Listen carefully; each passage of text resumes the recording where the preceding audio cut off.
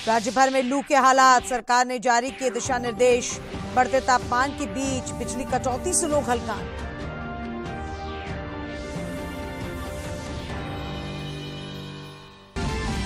और केंद्रीय रसायन एवं उर्वरक राज्य मंत्री भगवंत खुबा ने लोहरदगा में अधिकारियों के साथ की बैठक। कहा, समृद्ध समाज बनाने में आपकी भूमिका अहम।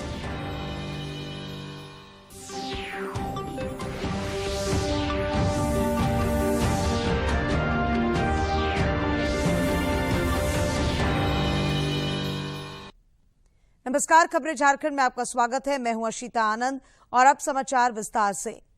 प्रधानमंत्री नरेंद्र मोदी आज केरल में शिवगिरी तीर्थ यात्रा की 90वीं वर्षगांठ और ब्रह्म विद्यालय के स्वर्ण जयंती समारोह में शामिल हुए। कार्यक्रम को संबोधित करते हुए उन्होंने कहा कि दुनिया के कई देश, कई सभ्यताएं जब अपने धर्म से भटकी तो वहां आध्यात्म की जगह भौतिकतावाद ने ले ली, लेकिन भारत के ऋषियों, संतों, गुरुओं ने हमेशा विचारों और व्यवहारों का शोधन किया, संवर्धन किया। दक्षिण की काशी कहा जाता है। काशी चाहे उत्तर में हो या दक्षिण में, वाराणसी में शिव की नगरी हो या वर्कला में शिवगिरी, भारत की ऊर्जा का हर केंद्र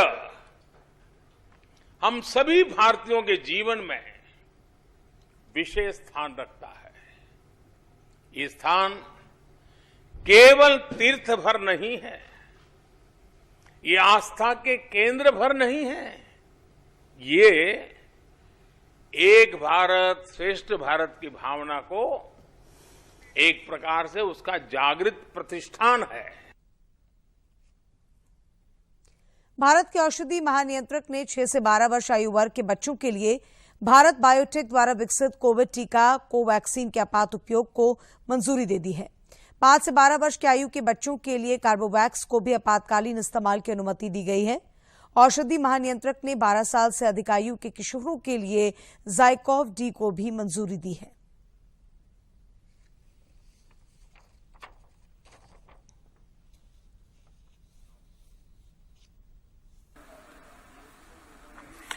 और अब बात कोरोना के खिलाफ लड़ाई में एक और अहम कदम की। देश में बढ़ रहे कोरोना मामलों के बीच बच्चों की वैक्सीनेशन से जुड़ी एक अच्छी खबर सामने आ रही है।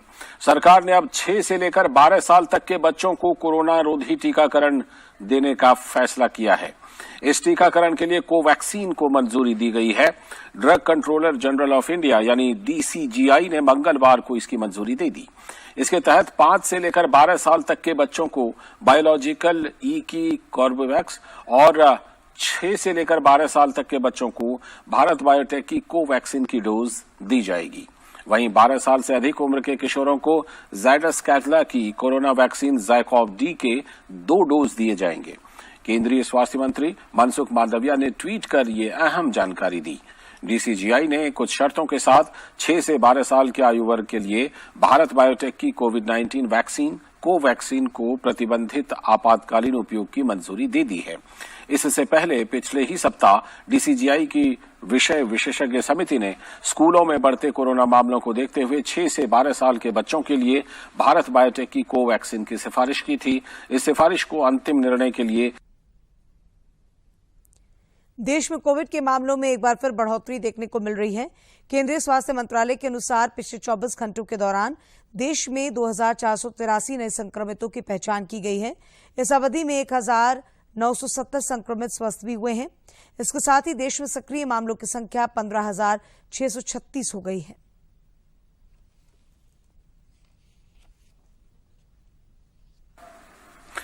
तो कोरोना के खिलाफ लड़ाई में ये एक अहम कदम है, लेकिन इस बीच कोरोना की रफ्तार देश भर में एक बार फिर से तेज होती जा रही है। पिछले 24 घंटों में कोविड-19 के 2483 नए मामले दर्ज किए गए हैं। इस दौरान 1970 मरीज महामारी को मात देकर स्वस्थ भी हो चुके हैं और इस तरह से देश में साप्ताहिक पॉजिटिविटी रेट 0.58% पर है, जबकि दैनिक पॉजिटिविटी रेट 0.55% पर है और संक्रमितों का कुल आंकड़ा बढ़कर 4,29,59,000 5,844 तक पहुंच गया है।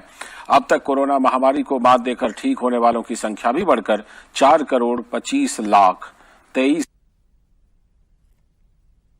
इधर झारखंड में भी कोरोना से जंग जारी है। पिछले 24 घंटों के दौरान राजधानी रांची में कोरोना के 2 नए मामले सामने आए हैं। हालांकि इस अवधि में 3 संक्रमित स्वस्थ भी हुए हैं। रांची में सक्रिय मरीजों की संख्या 21 है।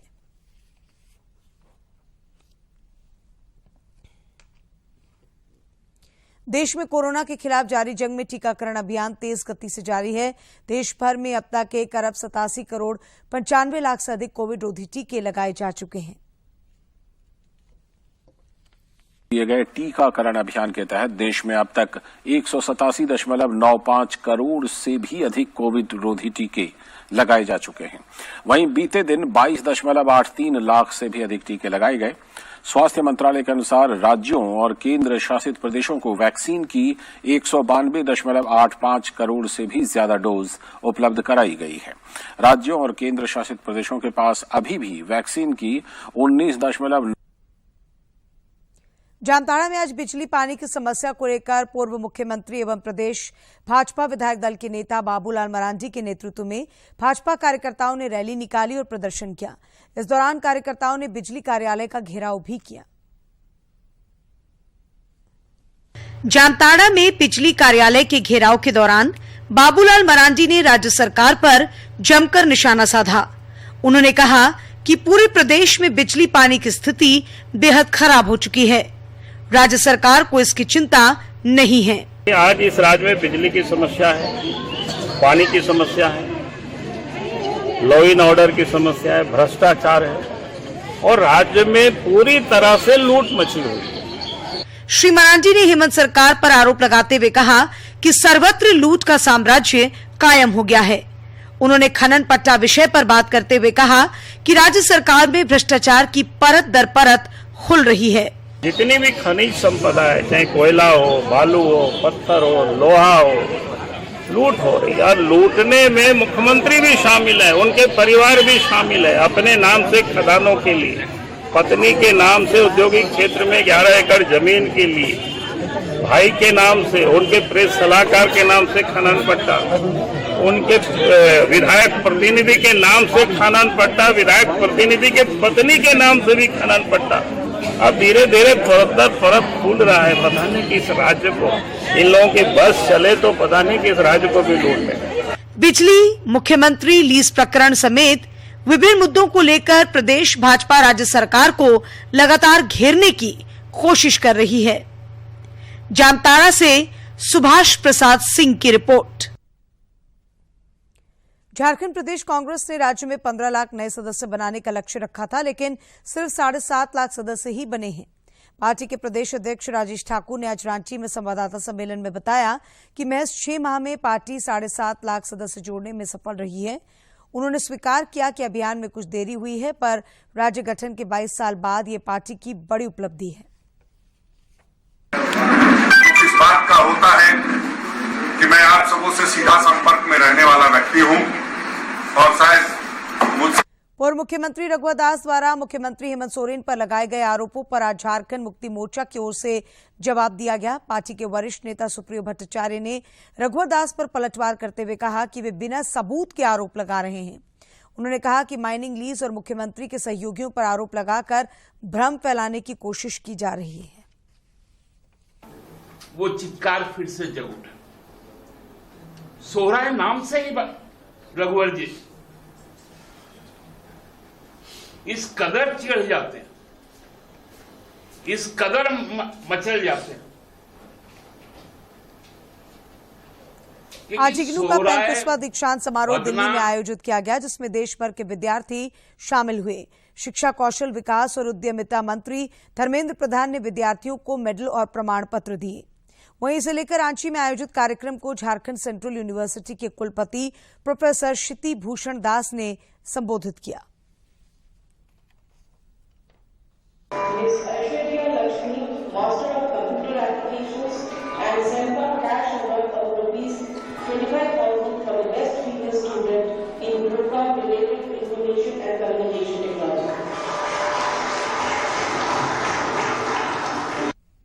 भारत का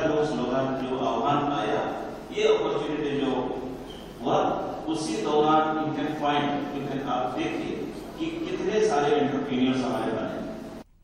इग्नू के 35वें दीक्षांत समारोह में मुझे मास्टर ऑफ लोक प्रशासन में ये डिग्री मिला है। इससे पहले मैं बैचलर ऑफ लोक प्रशासन भी किया हूँ। तो इग्नू एक ऐसे प्लेटफॉर्म है जहाँ पे वर्किंग और नॉन वर्किंग जैसे चाहे उस मोड में एजुकेशन अपना बैकग्राउंड को मजबूत कर सकते हैं। पोस्ट ग्रेजुएट का डिग्री मिला है साइकोलॉजी से और मुझे इग्नू से पढ़ने का फ़ायदा ये मिला कि एक साथ में 2 डिग्री परस्यू कर सकता है, क्योंकि मुख्यमंत्री हेमंत सोरेन की अध्यक्षता में आज राज्य मंत्रिपरिषद की बैठक में राज्य हित में कई प्रस्तावों को मंजूरी दी गई। अब झारखंड में होल्डिंग टैक्स का निर्धारण सर्कल रेट के आधार पर होगा। इसके अलावा हेमंत सरकार झारखंड के 70 विधायकों के लिए आवास बनाएगी।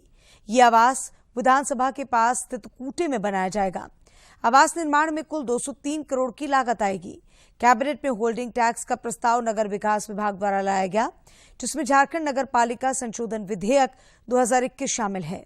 इसमें रांची सहित राज्य के सभी शहरी निकायों में होल्डिंग टैक्स में 10 से 15% की बढ़ोतरी की सूचना है।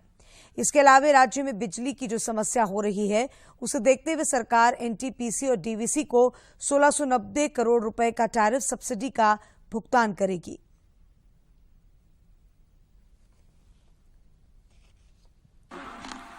का जिस तरीके से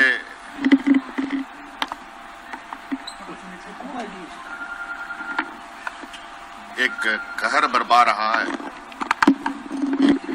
उम्मीद से परे। कोई भी चीजें अचानक आती है तो कई समस्याएं उत्पन्न होती हैं। आप कोरोना को ही लेके देख लीजिए, अचानक आया, कितनी अस्त व्यस्त हुई, पूरे देश पूरा दुनिया अस्त व्यस्त हुआ। चाहे आप कितनी भी तैयारी करें, अचानक कभी कभी ऐसी परिस्थिति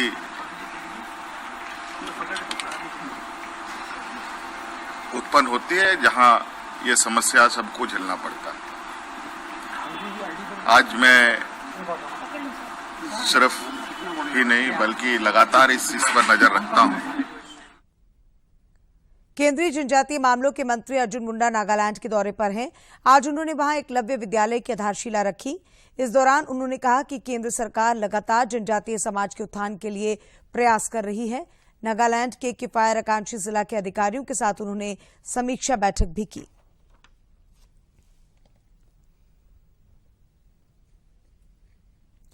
केंद्रीय रसायन उर्वरक और नवीन एवं नवीकरणीय ऊर्जा राज्य मंत्री भगवंत खुबा आज अपने दौरे पर झारखंड पहुंचे। अपने दौरे के क्रम में उन्होंने आकांक्षी जिला लोहरदगा में अधिकारियों के साथ बैठक की। इस दौरान उन्होंने जिले के अधिकारियों के साथ आकांक्षी जिला कार्यक्रम के तहत चलाई जा रही विकास योजनाओं की समीक्षा की। उन्होंने अधिकारियों से कहा कि समृद्ध समाज बनाने में आपकी भूमिका अहम है। श्री खुबा ने कहा कि सरकार की ओर से जो योजनाएं चलाई जा रही हैं, उसे धरातल पर उतारकर आप लोगों के साथ न्याय कर सकते हैं। उन्होंने आकांक्षी जिला कार्यक्रम के तहत चल रही विभिन्न योजनाओं की समीक्षा करते हुए अधिकारियों को कई निर्देश भी दिए। बैठक में उपायुक्त, पुलिस अधीक्षक और डीडीसी समेत अन्य वरीय अधिकारी मौजूद थे। भ्रष्टाचार निरोधक ब्यूरो एसीबी की टीम ने आज बागमारा अंचल के राजस्व उप निरीक्षक देवेंद्र पांडे को 9,000 रुपए रिश्वत लेते हुए रंगे हाथों गिरफ्तार कर लिया। श्री पांडे एक व्यक्ति से दाखिल खारिज के लिए रिश्वत मांग रहे थे। त्रिस्तरीय पंचायत चुनाव के पहले चरण के सफल संचालन को लेकर आज रांची के उपायुक्त ने बुंडू का दौरा किया। इस दौरान उन्होंने मतदान की तैयारियों का जायजा लिया। उन्होंने बताया कि पोलिंग पार्टियों का डिस्पैच मुराबादी से किया जाएगा। इसे लेकर प्रस्ताव राज्य निर्वाचन आयोग को भेजा जाएगा। प्रथम चरण में मतदान के बाद पेटियों को बुंडू अनुमंडल क्षेत्र में ही रखा जाना है। बालिका उच्च विद्यालय बुंडू में स्ट्रांग रूम बनाया जाएगा। पंचायत चुनाव 4 फेज में होने हैं। फर्स्ट फेज में 4 ब्लॉक के का जो सोनाहातू, राहे, बुंडू और तमाड़, ये 4 ब्लॉक हैं जो कि बुंडू अनुमंडल में आते हैं। तो उनका मटेरियल जो है, पोलिंग मटेरियल कहाँ से उनको मिलेगा और कहाँ पर आके फिर वापस जमा करेंगे, काउंटिंग कहाँ होगा, स्ट्रॉन्ग रूम कहाँ बनेगा, वो सब चीज़ों को लेकर हम रूट चार्ट को लेकर हम यहाँ पर आज आए थे। जिला के सभी कुशाद के वही प्रभारी लोग भी यहाँ पर थे और आज मुआयना किया गया और यहाँ से प्रस्ताव बनाकर हम लोग फिर राज्य निर्वाचन आयोग को भेजेंगे। कहाँ के लिए हुआ चयनित सब? जो पोलिंग पार्टीज आएगी अपना मटेरियल जो रिसीव करना है जिसको कि हम लोग डिस्पैच सेंटर पर, वो जिला से ही होगा। मोराबादी में जो स्टेडियम है वहाँ से होगा। प्रवासी श्रमिकों के सुरक्षित और जिम्मेदार प्रवासन के लिए पश्चिमी सिंहभूम में सेफ एंड रिस्पांसिबल माइग्रेशन केंद्र की शुरुआत आज जिले के श्रम अधीक्षक द्वारा की गई। यह केंद्र जिला श्रम एवं रोजगार कार्यालय के तत्वावधान में जिला स्तरीय सहायता प्रकोष्ठ के रूप में जिले के श्रम अधीक्षक एवं रोजगार अधिकारी के पर्यवेक्षण में कार्य करेगा। इसके जरिए पश्चिमी सिंहभूम में अंतर्राज्यीय प्रवासियों और उनके परिवारों की पहचान करने की दिशा में काम होगा, ताकि ऐसे श्रमिकों एवं कामगारों की सामाजिक सुरक्षा सुनिश्चित की जा सके। ये कार्य उपायुक्त और अन्य अधिकारियों के साथ समन्वय स्थापित कर किया जाएगा। बात मौसम की। राजधानी रांची समेत राज्य के कई जिलों में अगले 3 दिनों तक लू चलेगी। इस दौरान तापमान में बढ़ोतरी का भी अनुमान है। मौसम विभाग ने बताया है कि पश्चिमी सिंहभूम, कोडरमा, गिरिडीह, रांची, पूर्वी सिंहभूम, गढ़वा, पलामू, चतरा, बोकारो में 28 अप्रैल तक हीट वेव का असर देखने को मिलेगा। 29 अप्रैल को राज्य के पूर्वी भागों में कहीं कहीं गरज और वज्रपात के साथ तेज हवा चलने की संभावना है। मौसम के बदलते मिजाज और लू को देखते हुए राज्य सरकार ने सावधानी तथा एहतियात को लेकर दिशा निर्देश भी जारी किए हैं। बढ़ते तापमान और लू की तपिश के बीच बिजली की आंख मिचौली ने लोगों का जीवन दूभर बना दिया है। लोड शेडिंग की वजह से कई घंटों तक बिजली कटौती हो रही है, जिससे आम से लेकर खास लोग परेशान हैं।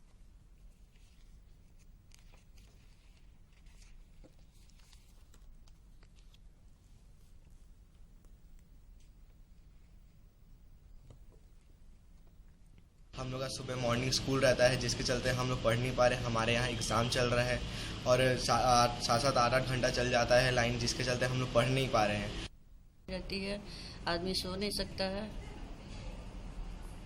बिजली मिल नहीं रही है क्या? बिजली कहाँ, रात बिजली काट देती है सरकार। इस बीच झारखंड बिजली वितरण निगम लिमिटेड के प्रबंध निदेशक के वर्मा ने कहा कि बिजली नहीं मिलने के कारण कुछ दिनों से परेशानी हो रही थी, जिसे दुरुस्त कर लिया गया है। उन्होंने लोगों से पीक आवर में बिजली के उपयोग में संयम बरतने की अपील की है। उन्होंने औद्योगिक इकाइयों से भी शाम 6 से रात्रि 10 बजे तक बिजली उपयोग नहीं करने का आग्रह किया है। उन्होंने कहा कि गर्मी की वजह से बिजली की बेतहाशा मांग बढ़ गई है। जो बड़े बड़े कोयले के प्लांट से चलने वाले पावर प्लांट हैं वो बंद हो गए हैं। उसके चलते यह पूरे अप्रैल महीने में जो अभी बाकी 5 दिन बचे हुए हैं, आज 25 तारीख है, 30 अप्रैल तक और मई का प्रथम सप्ताह, हम यह मान के चल रहे हैं कि हम शाम 6 बजे से लेकर रात 10 बजे तक बाधित बिजली की आपूर्ति करेंगे। हाँ, हम साथ यह भी कहेंगे अपने सम्मानित उपभोक्ता से, हम यह अपील करेंगे कि वो शाम से लेकर के रात 10 बजे 11 बजे तक अपना एयर कंडीशनर वातानुकूलित यंत्र का उपयोग नहीं करें। हमारे जो औद्योगिक प्रतिष्ठान वाले सम्मानित उपभोक्ता है, भाई बहन है, उनसे भी हम यह अनुरोध करेंगे कि पूरे देश में कई एक राज्यों ने तो लिख करके और ये नोटिस निकाल करके यह व्यवस्था कर दिया है कि शाम 6 से लेकर रात 10 तक कोई भी औद्योगिक प्रतिष्ठान नहीं चलेगा। अगर झारखंड में हमें इस श्रेणी के उपभोक्ता और एयर कंडीशनर नहीं चलाने वाले उपभोक्ता से अगर हमें सहयोग मिले तो हम 300 मेगावाट बिजली बचा लेंगे। राष्ट्रीय बाल संरक्षण के अध्यक्ष प्रियंक कानूनगो आज एक मामले की जांच के लिए रांची पहुंचे। राजधानी रांची के दुर्वा थाना क्षेत्र के कूटे स्थित रेनबो फाउंडेशन इंडिया द्वारा संचालित रेनबो होम में एक 7 वर्षीय आदिवासी बच्ची के साथ चिल्ड्रन होम के गार्ड द्वारा यौन हिंसा की गई थी। एक सामाजिक कार्यकर्ता ने राष्ट्रीय बाल संरक्षण आयोग से इसकी शिकायत की थी और कहा था कि बीते 7 अप्रैल को नाबालिग बच्ची के साथ चिल्ड्रन होम के गार्ड के द्वारा यौन हिंसा की गई थी। सूचना और प्रसारण मंत्री अनुराग ठाकुर ने आज आजादी की अमृत कहानियां नामक एक लघु वीडियो संग्रह जारी किया। इसे नेटफ्लिक्स इंडिया के सहयोग से तैयार किया गया है। इसमें 7 भारतीय महिलाओं के बारे में प्रेरक लघु कथाएं हैं, जिन्होंने देश के लिए कुछ अकल्पनीय, अनोखे और उत्कृष्ट कार्य किए हैं। इसमें पर्यावरणविद और पद्मश्री से सम्मानित बसंती देवी को भी शामिल किया गया है। नई दिल्ली में कार्यक्रम में श्री ठाकुर ने कहा कि यह कदम उन महिलाओं और अन्य लोगों की उपलब्धियों को सम्मान दिलाने के लिए उठाया गया है, जिनके कार्य से देशवासियों को प्रेरणा मिली है। आजादी इस देश की महिलाओं की हकीकत है। उनके हर सांस में है आजादी। अगर किसी ने कोई चीज करी नहीं है तो इसका मतलब ये नहीं है कि आप वो नहीं कर सकते हो। और हर जीत में है आजादी।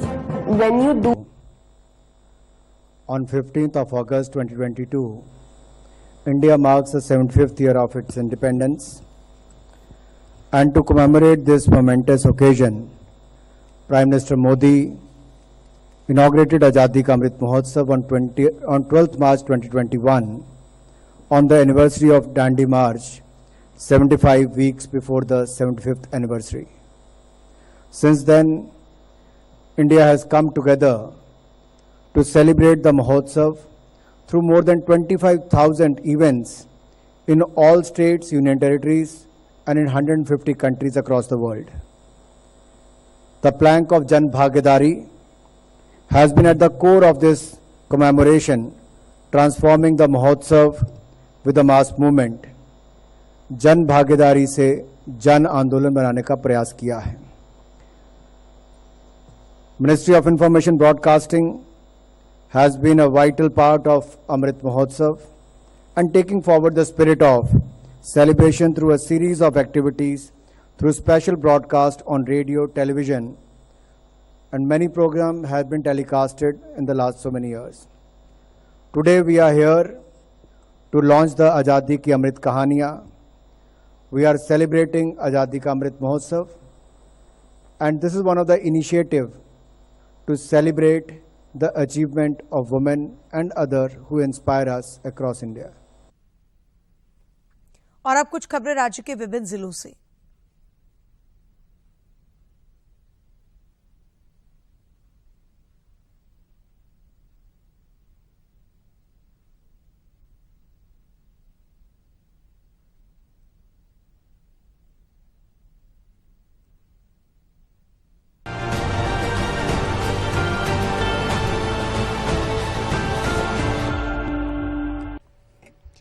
आज हजारीबाग उपायुक्त कार्यालय कक्ष में साप्ताहिक जनता दरबार का आयोजन किया गया।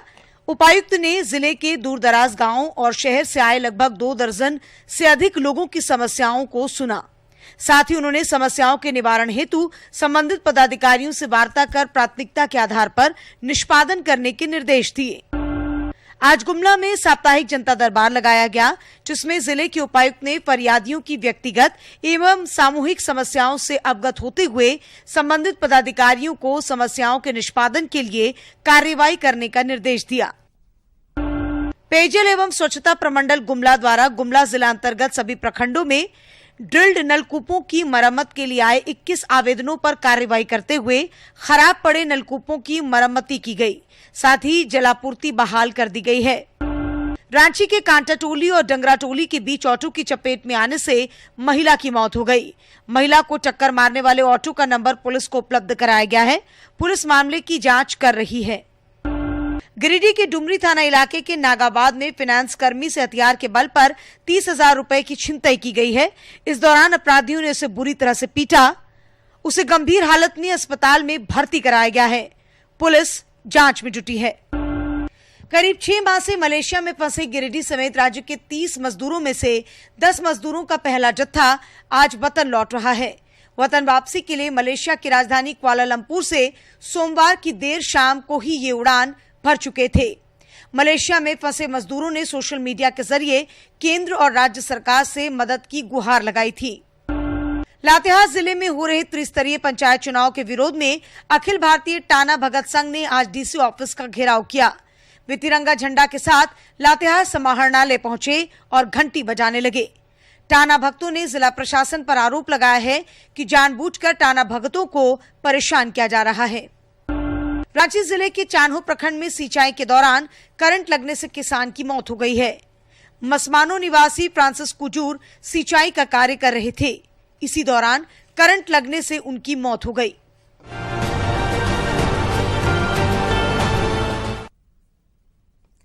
अमूमन झारखंड के ज्यादातर इलाकों में धान की खेती को प्राथमिकता दी जाती है, लेकिन सरायकेला खसावा के रायजमा समेत दर्जनों गांव ऐसे हैं जहां 2400 एकड़ में सिर्फ हल्दी की खेती की जाती है।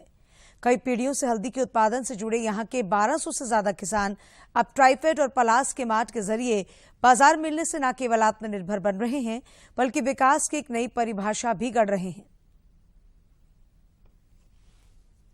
प्रकृति की गोद में बसा सरायकेला खरसावां जिले का यह रायजमा गांव सुदूर नक्सल प्रभावित इलाके में स्थित है। बावजूद इस गांव में विकास की नई इबारत लिखी जा रही है और इसमें गांव की महिलाओं का अनुकरणीय योगदान है। गांव की महिलाएं पिछले कई दशकों से पारंपरिक और जैविक हल्दी की खेती कर आर्थिक सशक्तिकरण की मिसाल पेश कर रही हैं। ये पूरी तरह से नक्सल प्रभावित क्षेत्र है और यहाँ की जो खेती है फिर भी यहाँ पे बहुत ही पैमाने पे हर किसान के घर में 2 से 3 एकड़ में इसकी खेती की जाती है और इसको मार्केट तक पहुँचाया जाता है। यहाँ के क्या बोलते हैं, किसानों का जो मुख्य व्यवसाय ही यही है, ये हल्दी। राजमा और आसपास के हल्दी किसानों को अब बाजार की भी दिक्कत नहीं है क्योंकि ट्राइफेड एवं प्लास्मार्ट के सहयोग से इन्हें बिचौलियों से छुटकारा मिलने के साथ मुकम्मल बाजार मिला है और इनके उत्पाद को अच्छी कीमत भी मिल रही है। तेजी जो है जैसे आजीविका से बढ़ावा इसमें जैसे पीजी सब स्मार्ट मार्क हो गया, इसमें हम लोग बेचते हैं। तो क्या अब अच्छा पैसा मिल जाता है आप लोग को? हाँ मिलता है, हम लोग का प्लास मार्ट है, मार्केटिंग के हिसाब से पैसा मिलता है हम लोग का। तो महीने में कितना कमा? राजमा में तैयार हल्दी के पाउडर को ट्राइफेड की ओर से रांची के सरकारी फूड लैब में जांच कराई गई तो इसकी गुणवत्ता सामान्य हल्दी से काफी अधिक मिली। सामान्य तौर पर हल्दी में करीब 2% करक्यूमिन होता है, लेकिन राजमा की ऑर्गेनिक हल्दी में 7% से अधिक करक्यूमिन पाया जाता है। तो हम लोगों ने फिर मार्केटिंग के लिए का सैंपल को टेस्ट कराया हल्दी को, जो यहाँ पे state food testing laboratory Namkum में है। वहाँ पे जब टेस्ट कराया गया तो जनरली कुरकुमीन हल्दी में 2% पाया जाता है, लेकिन जब इसका टेस्ट रिजल्ट आया तो 7.02% था, जो कि बहुत ज़्यादा था। और फिर हम लोगों ने जब पैकेजिंग को डेवलप कराया और जो भी इसके इक्विपमेंट मिलता है हम लोगों ने ट्राइफेड की तरफ से रायजमा विलेज को उपलब्ध कराया। यहाँ की ऑर्गेनिक हल्दी ट्राइफेड के जरिए जहाँ देश के हर कोने में पहुँच रही है, वहीं ऑनलाइन प्लेटफॉर्म पर पहुँच बढ़ने से इसकी महक 7 समंदर पार भी पहुँच रही है। और प्लास ब्रांड जैसे मार्केट की दुकानें यहाँ पर पहुँची तो इन लोगों को घर में ही बाजार मिला और उसके बाद इनकी आमदनी करीब दोगुनी हो गई। तो ये जो एक प्रयास है कि किस तरीके से जो वनोपज है, ग्रामीण इलाकों में जो चीजें शुद्ध तरीके से पैदा होती है, उन्हें जो पहले औने पौने दाम में बिचौलियों के जरिए मार्केट में पहुंचता था और इन्हें उसका वाजिब दाम नहीं मिलता था। और अंत में मुख्य समाचार एक बार फिर।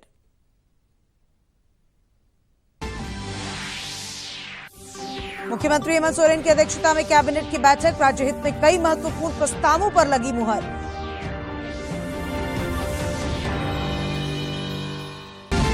6 से 12 साल के बच्चों को लगेगा कोविड रोधी टीका। डीसीजीआई ने कोवैक्सीन के आपात इस्तेमाल को दी मंजूरी। 12 साल से ऊपर के बच्चों को जाइडस कैडिला वैक्सीन भी लग सकेगी। राज्य भर में लू के हालात, सरकार ने जारी किए दिशा निर्देश। बढ़ते तापमान के बीच बिजली कटौती से लोग हलकान।